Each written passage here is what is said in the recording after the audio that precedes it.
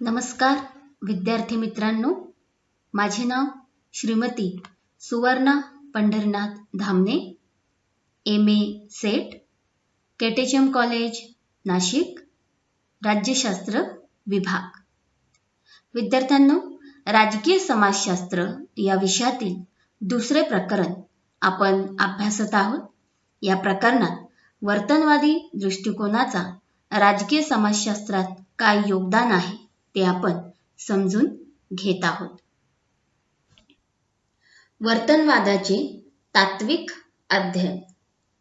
David Easton यांनी वर्तनवादाचे काही तात्विक आधार स्पष्ट केले आहेत.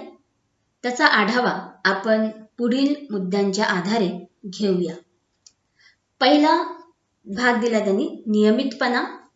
व्यक्तीच्या वर्तनात आढळून येणारा नियमितपणा हा वर्तनवादाचा आधार मानला जातो.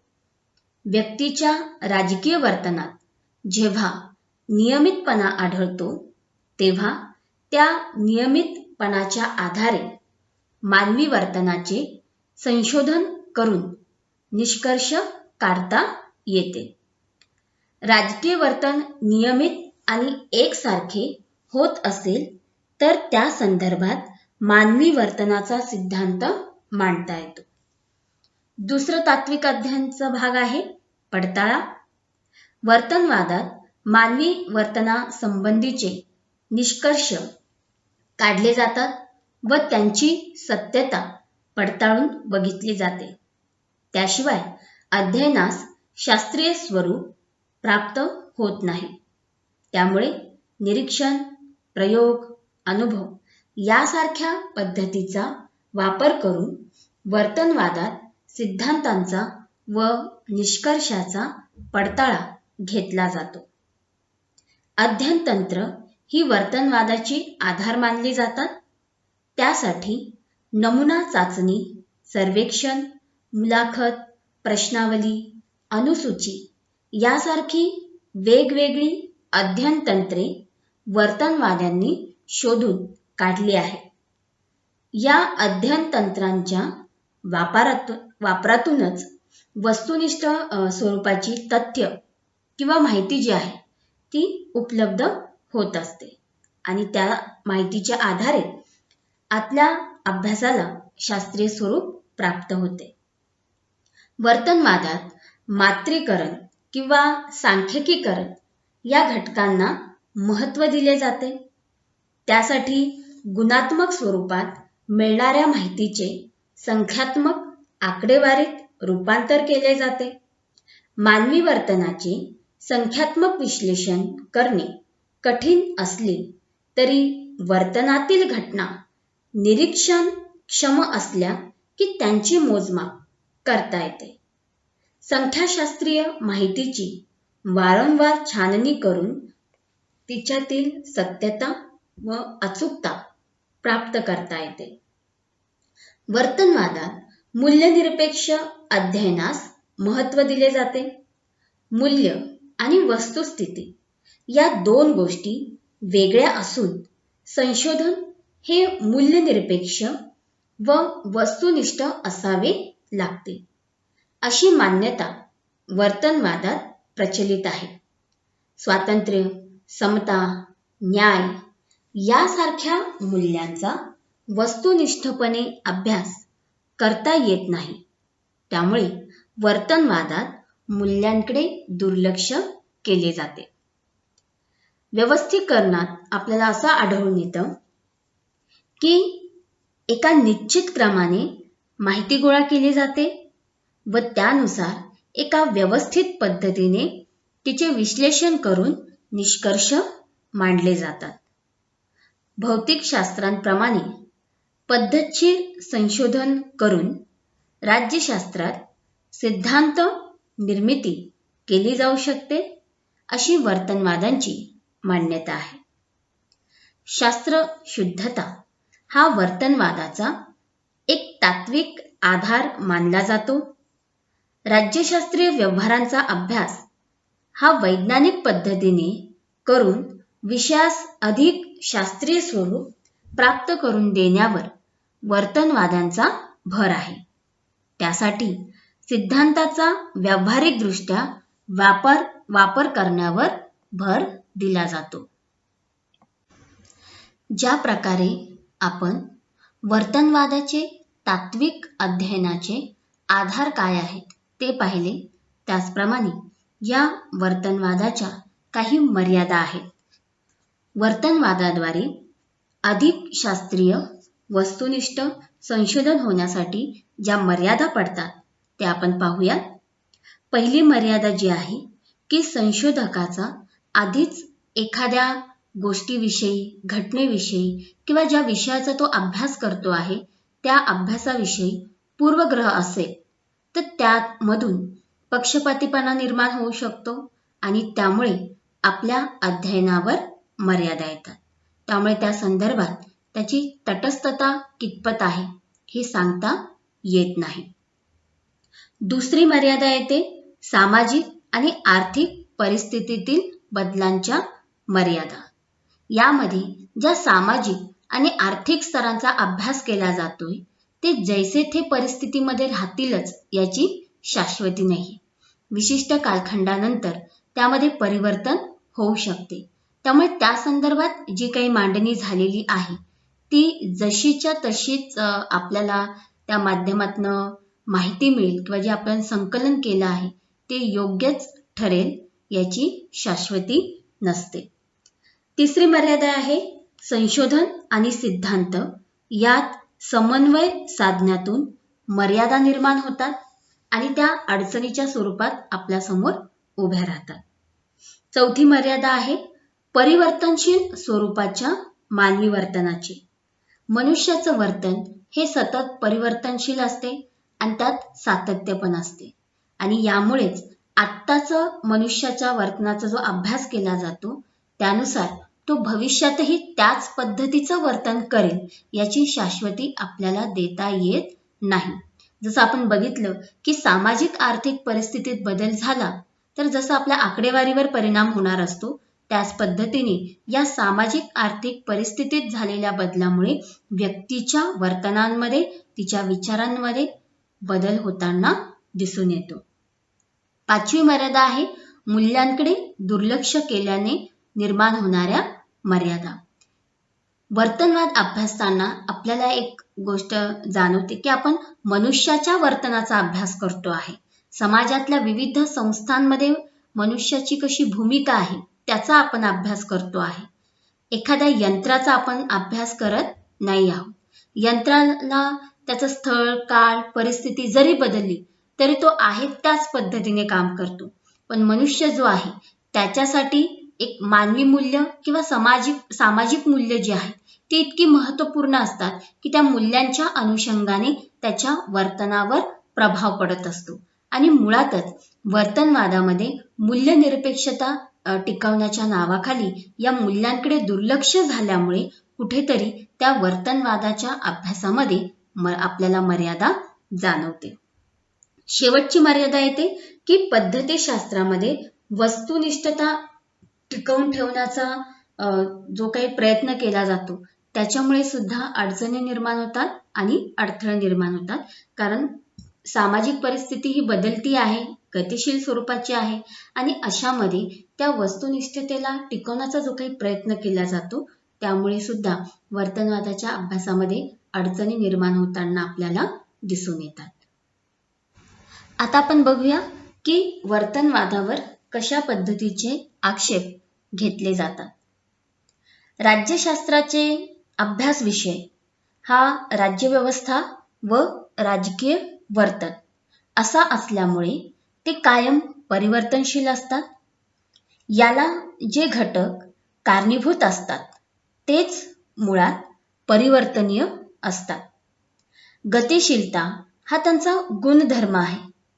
परिणामतः या घटकांना गृहीत धरून काढलेला कोणताही निष्कर्ष कालांतराने तोच राहील याची शाश्वती देता येत नाही. उदाहरणार्थ, लोकशाहीच्या यशासाठी काय आवश्यक आहे याचा अद्यापही एकास एक असे कारण लोकशाहीचे अभ्यासक देऊ शकले नाहीत. राजकीय वर्तन बदलणारे असते. राजकीय शास्त्राचा अभ्यास हा करताना आपण व्यक्तीला महत्त्वपूर्ण मानतो. व्यक्ती तिथे केंद्रीभूत असते आणि हा घटक अभ्यासनासाठी त्यांच्या संदर्भात कोणतीच गोष्ट आपण गृहीत धरू शकत नाही. वर्तनवाद्यांनी अभ्यास पद्धतीला वाजवीपेक्षा अधिक महत्त्व देऊन टाकलं आहे. परंतु राजकीय सिद्धांत किंवा राज्यशास्त्र या विषयात कोणतेही महत्त्वपूर्ण योगदान त्यांनी केलेले नाही. प्रामुख्याने त्यांनी जी अभ्यास पद्धती निवडली त्याद्वारे आंतरशास्त्रीय स्वरूपाचं अध्ययन करणं शक्य होत नाही. म्हणून त्यांना कमी महत्त्वाचे विषय अभ्यासनासाठी निवडले. परिणामतः व्यापक व सर्वकालिक सार्वजनिक स्वरूपाचे सिद्धांत जे आहेत ते वर्तनवाद्यांना करता आले नाही. खऱ्या अर्थाने सामाजिक, राजकीय अशा गंभीर प्रश्नांचा अभ्यास वर्तनवाद्यांच्या कक्षेबाहेरच राहिलेला आहे. याचं कारण असं की ज्ञानप्राप्तीपेक्षा समस्या अभ्यासण्यापेक्षा अभ्यासतंत्राच्या पद्धतीस अधिक महत्त्व या दृष्टिकोनाने दिले. म्हणजे अभ्यास करताना क्षेत्राच्या मर्यादा घालून घेतल्यामुळे सर्वसाधारण व सार्वत्रिक सिद्धांत निर्मिती ही वर्तनवाद्यांना करताच आली नाही. एका विशिष्ट क्षेत्रातील मतदारांचे किंवा नागरिकांचे राजकीय वर्तन अशाच स्वरूपाचे विषय त्यांनी अभ्यासास घेतले.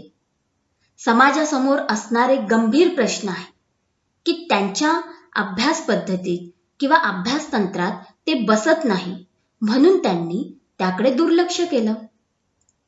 वर्तनवाद्यांनी घालून घेतलेल्या या प्रमुख मर्यादेशिवाय आणखीन काही संशोधनासंबंधित मर्यादा आहेत ज्या त्यांनी वर्तवल्या. जसं की संशोधकाच्या मूल्यांचा प्रभाव संशोधकावर पडता कामा नये. तसे झाल्यास संशोधनाची विश्वसनीयता कमी होते. पण मुळातच हे शक्य आहे का? दुसरं, संशोधन प्रकल्पामध्ये अनेक दुय्यम सहाय्यकांची मदत घ्यावी लागते. या सहाय्यकांची वस्तुनिष्ठता ही महत्त्वाची असते. म्हणजेच संशोधन सहाय्यकांनी मुलाखतीद्वारे माहिती मिळविताना स्वतःची मते अथवा मूल्य त्यात मिसळली तर संशोधनाची वास्तवता नष्ट होईल.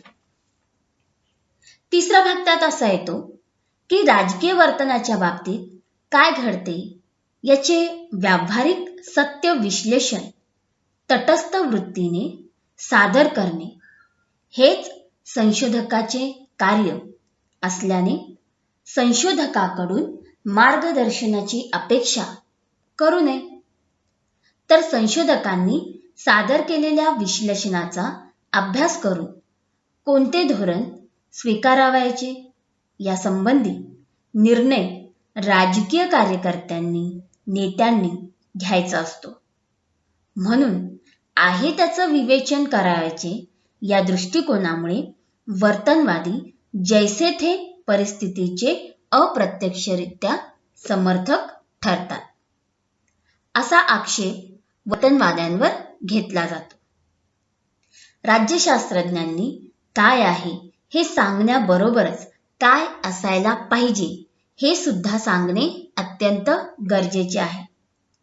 हे राजकीय विचारवंतांनी सांगितले नसते तर सत्ता विभाजन सिद्धांत, न्यायपालिकेचे स्वातंत्र्य, प्रत्यावहन, न्यायालयीन पुनर्विलोकन या संकल्पना अस्तित्वात आल्या नसत्या.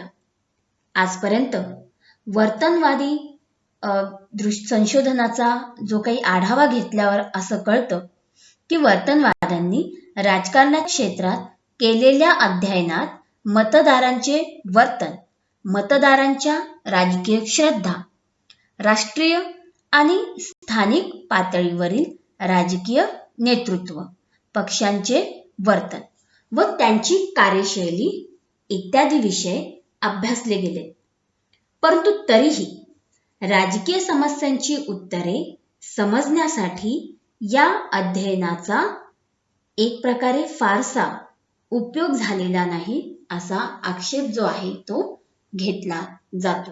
त्यामुळेच वर्तनवादाचे हे आक्षेप पाहिल्यानंतर राजकीय समाजशास्त्रामध्ये त्याचं योगदान कमी होतं असं आपण म्हणू शकत नाही.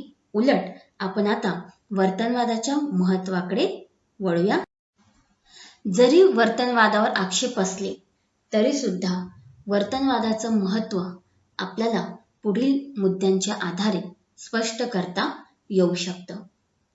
वर्तनवादी क्रांतीने राज्यशास्त्रज्ञांचा दृष्टिकोन व्यापक बनवला आणि या अभ्यासाला आंतरशास्त्रीय स्वरूप प्राप्त करून दिलं. राज्यशास्त्रासोबतच समाजशास्त्रामध्ये सुद्धा या दृष्टिकोनाला महत्व आलं. याशिवाय राजकीय समाजशास्त्र या विषयामध्ये वर्तनवादाचे महत्व हे आवश्यक असल्याचं आपल्या लक्षात येतं. त्यानंतर वर्तनवादाने राज्यशास्त्रामध्ये एकता आणि आधुनिकता निर्माण करण्याचा प्रयत्न केला. इतर विषयांशी त्याला जोडल्यामुळे त्याची व्यापकता देखील त्या निमित्ताने वाढली आणि विविध क्षेत्रामध्ये व्यक्तीच्या वर्तनाचा अभ्यास केल्यामुळे या क्षेत्रातील हे जे वर्तन आहे ते एकमेकांवर कसा प्रभाव पाडतं याचाही आपल्याला अभ्यास करणं शक्य झालं.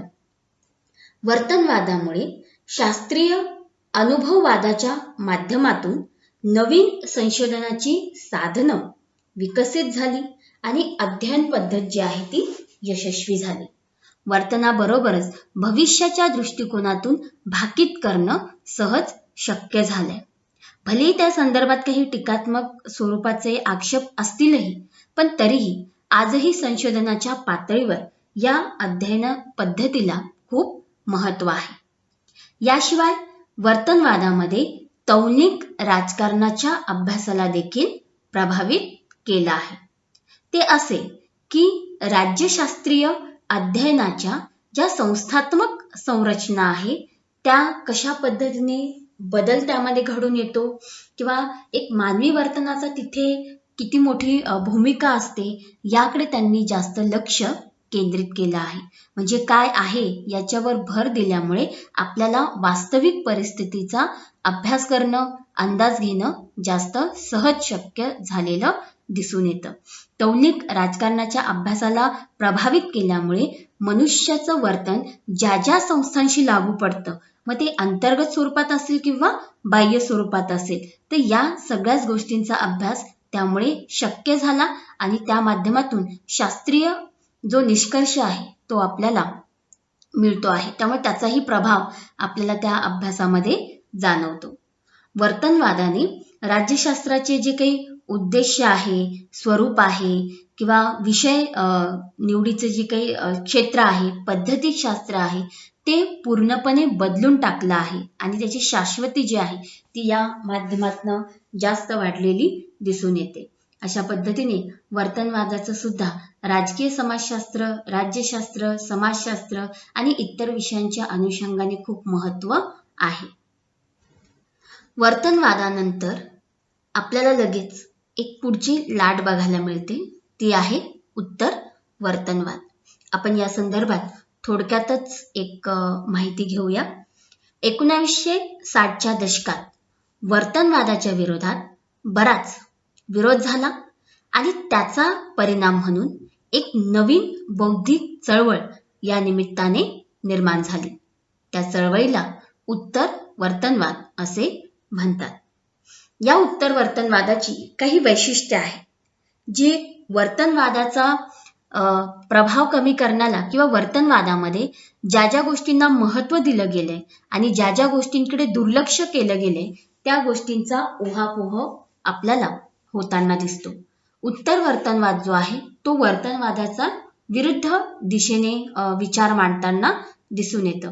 जसं वर्तनवादामध्ये तंत्राला महत्व दिलं गेलं होतं, तर उत्तर वर्तनवादांचं असं म्हणणं आहे की तंत्रापेक्षा तथ्याला महत्व दिले गेले पाहिजे, कारण संशोधनाच्या अयोग्य निष्कर्षापेक्षा ते अस्पष्ट असणं केव्हाही सोयीचे असतं.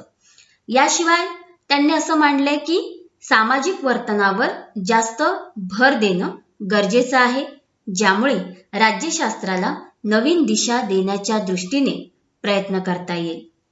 मूल्यांच्या निर्णायक भूमिकेचा सुद्धा स्वीकार होणं गरजेचं आहे. मूल्यांकडे दुर्लक्ष न करता मूल्यांच्याच आधारे आपल्याला अभ्यास जो आहे तो केला जावा. म्हणजे ज्ञानाच्या विकासासाठी मूल्य ही अत्यंत आवश्यक असल्यामुळे संशोधनात त्यांचा उपयोग करणं, परिस्थितीजन्य ज्या काही समस्या आहेत त्यांच्याकडे डोळेझाक न करता त्या समस्यांचा एक योग्य अभ्यास करणं आणि निष्कर्षापर्यंत पोहोचणं, ज्याच्यामुळे आपल्याला राजकीय आधुनिकीकरण करणं सहज शक्य होईल. आणि 5वं वैशिष्ट्य त्यांनी सांगितले की उत्तरवर्तनवादी जे आहेत ते कार्यनिष्ठेवर अधिक भर देतात आणि संशोधकांना आव्हान करतात की राज्यशास्त्राच्या अनेक विषयांच्या अनुषंगाने अभ्यासकांनी समाज पुनर्निर्मितीसाठी निष्ठेने कार्य करायला पाहिजे. अशा प्रकारे डेव्हिड ईस्टन यांनी राज्यशास्त्राला विश्व तसेच समाजाप्रती उत्तरदायी बनविले आहे. त्यामुळे राज्यशास्त्राचे भवितव्य उज्ज्वल आहे असे म्हणणे गैर होणार नाही.